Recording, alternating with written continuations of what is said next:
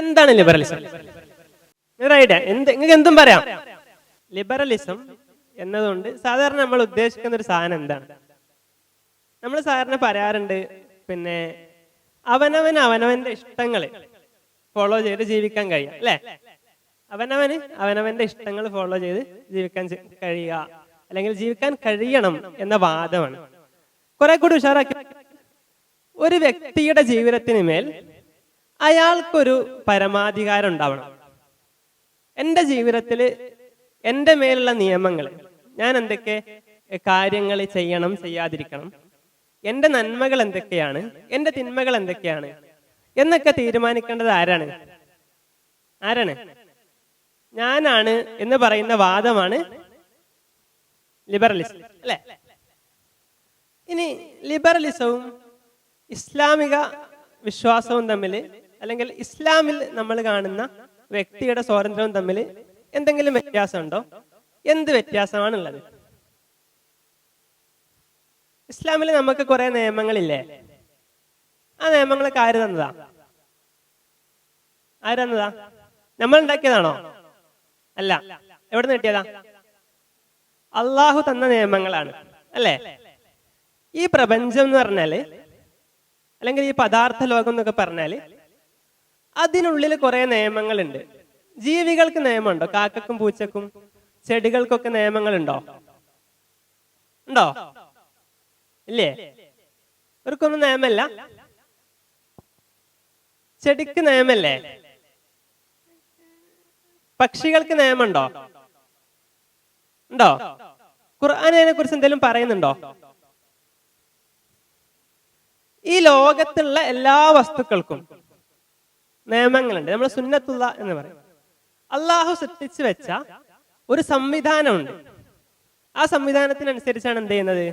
ഈ ഭൂമിയിലുള്ള ഓരോ വസ്തുവും ജീവിച്ചുകൊണ്ടിരിക്കുന്നത്, അല്ലേ? മഴ പെയ്യുന്നുണ്ട്, ചെടികൾ ഉണ്ടാകുന്നുണ്ട്, എല്ലാത്തിനും ഒരു നിയമവും ഒരു സംവിധാനമുണ്ട്. എന്നാൽ മനുഷ്യന് മേൽ ഇങ്ങനെയുള്ള ഏതെങ്കിലും നിയമങ്ങൾ ബാധകമാണ്?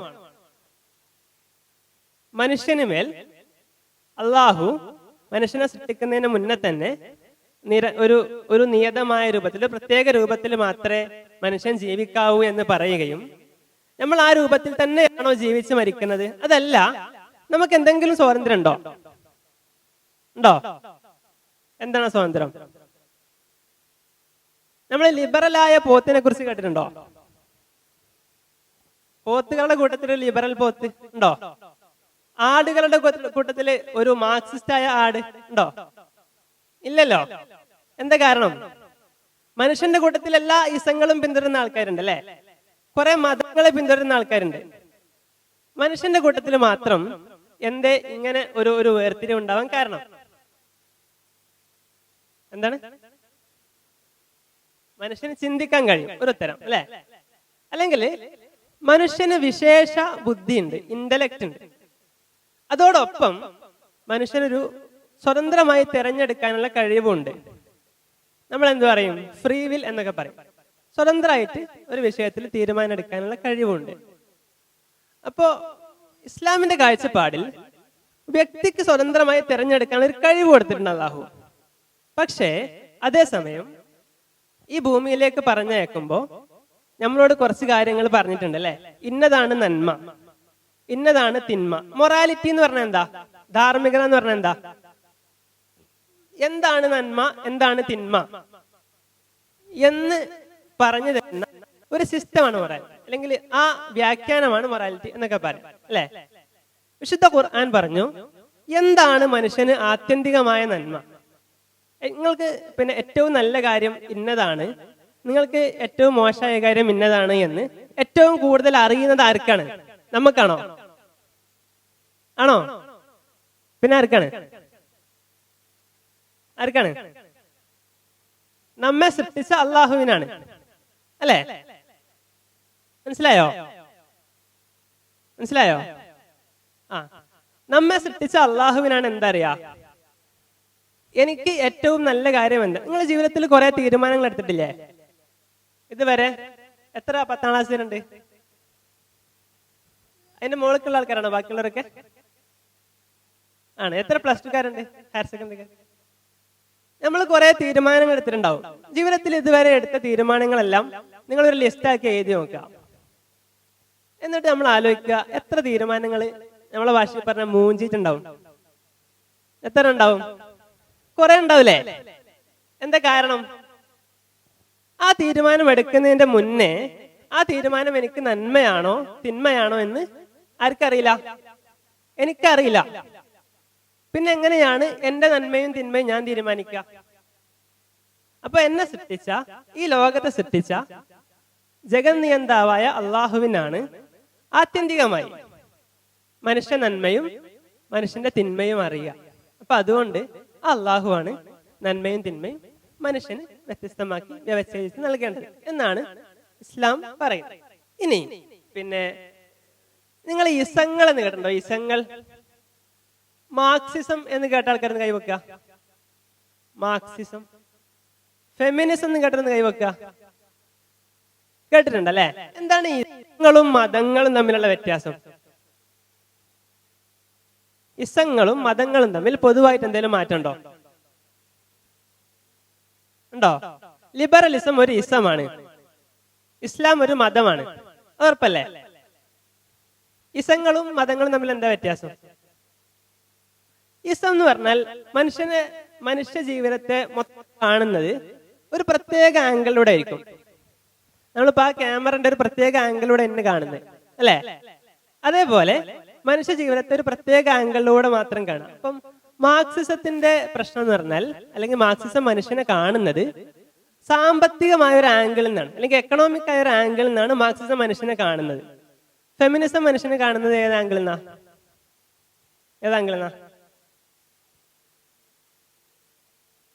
സ്ത്രീ പുരുഷ തുല്യതയുടെ ഒരു ആംഗിളിൽ നിന്നാണ് ഫെമിനിസം മനുഷ്യനെ കാണുന്നത്. ലിബറലിസം മനുഷ്യനെ കാണുന്ന ഒരു പ്രത്യേക ആംഗിളിൽ നിന്നാണ്. അത് ഏത് ആംഗിളാവും? ഏതാണ്? ഫ്രീഡം അല്ലെ?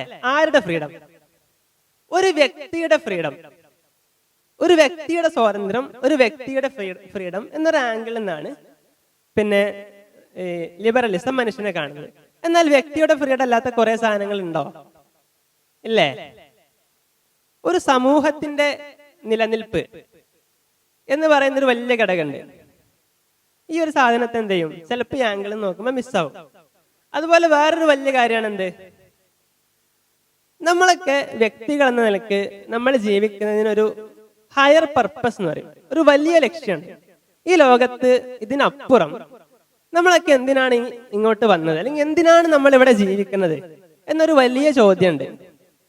ഈ ചോദ്യം കേവലം വ്യക്തിയുടെ സ്വാതന്ത്ര്യം എന്ന കാഴ്ചപ്പാടിൽ നോക്കുമ്പോൾ മിസ്സായി പോകും. മനസ്സിലായോ? ക്ലിയർ ആണോ?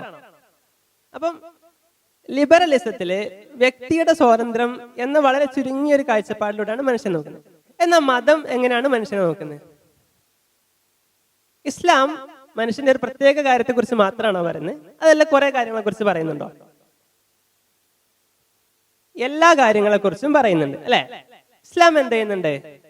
മനുഷ്യ ജീവിതത്തിന്റെ എല്ലാ തലങ്ങളെ കുറിച്ചും. ഏത് ഇപ്പൊ നമ്മള് മൂത്രമൊഴിക്കാൻ പോകുന്നതിനെ കുറിച്ച് പറയുന്നില്ലേ? ഉണ്ട്. അതുപോലെ തന്നെ ഭക്ഷണം കഴിക്കുന്നതിനെ കുറിച്ച് പറയുന്നില്ലേ? ഉണ്ട്.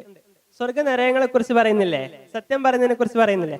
ഇങ്ങനെ ഒരു മനുഷ്യ ജീവിതത്തിലെ സാമ്പത്തികമായ സാമൂഹികമായ കുറെ വിഷയങ്ങളെ കുറിച്ച് ഒരു മതം പറയും. അപ്പൊ ലിബറലിസം ഇസ്ലാമിന് പകരാവോ? ആവോ? കാരണം ലിബറലിസം എപ്പോഴും ചെയ്യുന്നത് എന്താ? ഒരു പ്രത്യേക സാധനത്തെ കുറിച്ച് മാത്രമേ പറയുന്നത്. മതം എന്ന് പറഞ്ഞാൽ മനുഷ്യന്റെ ജീവിതത്തെ കുറിച്ച് സമഗ്രമായി, അല്ലെങ്കിൽ മനുഷ്യ ജീവിതത്തിന്റെ എല്ലാ തലങ്ങളെയും കുറിച്ച് നമ്മൾ കുറച്ചുകൂടി നന്നാക്കി പറഞ്ഞാൽ സർവ്വതല സ്പർശിയായി എന്നൊക്കെ പറയും. ഇങ്ങനെ എല്ലാ തലങ്ങളെ കുറിച്ചും പറയുന്ന ഒരു ദർശനമാണ് മതം എന്ന് പറയും. ഇനി രണ്ടാമത്തെ വ്യത്യാസം, ലിബറലിസത്തിൽ മനുഷ്യൻ എങ്ങനെ ഉണ്ടായത്?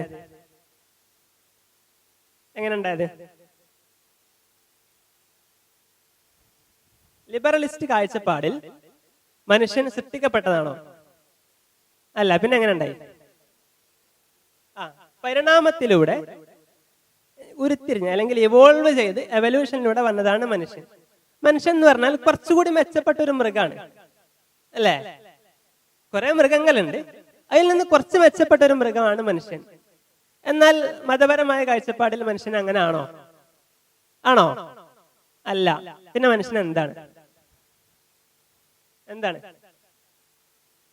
അള്ളാഹുവിന്റെ ഒരു വിശേഷമായ സൃഷ്ടിയാണ് മനുഷ്യൻ, അല്ലെ? അള്ളാഹുവിന്റെ ഒരുപാട് സൃഷ്ടികളിൽ അള്ളാഹു എന്ത് നൽകി ആദരിച്ച വ്യക്തിയാണ് മനുഷ്യൻ. നേരത്തെ ഞാൻ 2 കാര്യങ്ങൾ പറഞ്ഞു. എന്തായിരുന്നു? വിശേഷ ബുദ്ധിയും ഫ്രീ വില്ലും, അല്ലെങ്കിൽ തിരഞ്ഞെടുക്കാനുള്ള സ്വാതന്ത്ര്യവും നൽകി ആദരിച്ചു. അപ്പൊ രണ്ടാമത്തെ വലിയ വ്യത്യാസം എന്ന് പറഞ്ഞാൽ, ലിബറലിസത്തിൽ ദൈവമില്ലാത്ത ഒരു ലോകത്തെയാണ് കാണുന്നത്. അതുകൊണ്ട് തന്നെ പരിണാമ സിദ്ധാന്ത പ്രകാരം, അല്ലെങ്കിൽ അങ്ങനെ എന്തെങ്കിലുമൊക്കെ ഒരു തിയറി പ്രകാരം ഉണ്ടായി വന്ന ഒന്നാണ് മനുഷ്യൻ എന്ന് വിശ്വസിക്കുന്നു. മതത്തിൽ മനുഷ്യൻ എങ്ങനെയാണ്? ദൈവം മനുഷ്യനെ സൃഷ്ടിച്ച്, അല്ലാഹു തആല മനുഷ്യനെ സൃഷ്ടിച്ച് ഭൂമിയിലേക്ക് പറഞ്ഞയച്ചു എന്ന് വിശ്വസിക്കുന്നു.